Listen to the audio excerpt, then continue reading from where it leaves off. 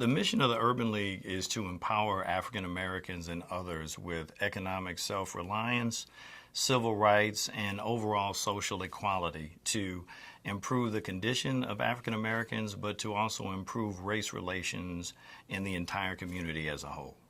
I actually joined the Urban League when I was 16 years old on my birthday. And as a member, I worked and volunteered and saw firsthand how the Urban League helped people who didn't have jobs, who didn't have homes, who didn't have food, who didn't have clothing, and provided all of those things that were needed to get individuals back on their feet and to become self-sufficient. Many years ago, back in the early 70s, I graduated from University of Central Missouri, came to St. Louis with a business degree.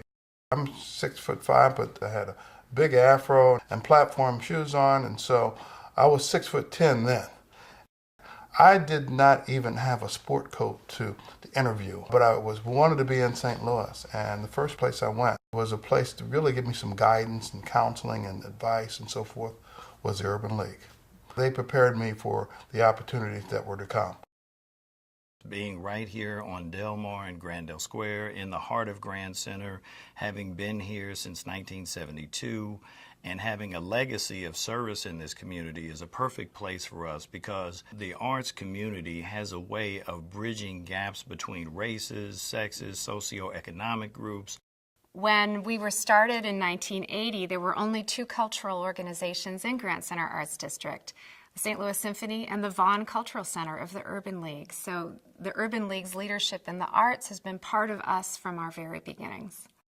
We're very proud of the Vaughn Cultural Center here at the Urban League because obviously from our standpoint, it is extremely important that African American artists and art are displayed on a regular basis and that African Americans see themselves in art and culture in a very positive way.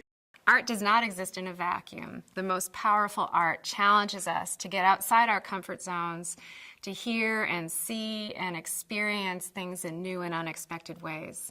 And Grand Center Arts District really exists to push people across those boundaries into new opportunities and find ways that they can connect with one another.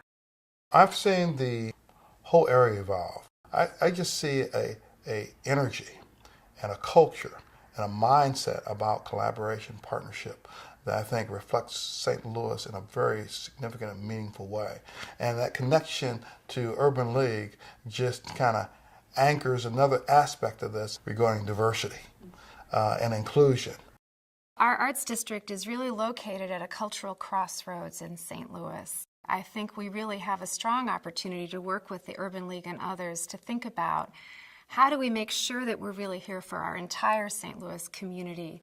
We have made significant progress over the past 99 years here in St. Louis that the Urban League has existed, but obviously recent events have shown us that there's still much more work to be done, and we are prepared to be a part of that work and to try to be a part of the solution and part of the community moving forward.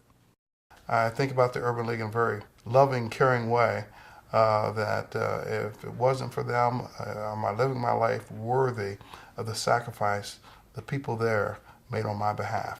I have a lifelong love affair with the Urban League, and it's been a great organization for me personally and definitely one for the community.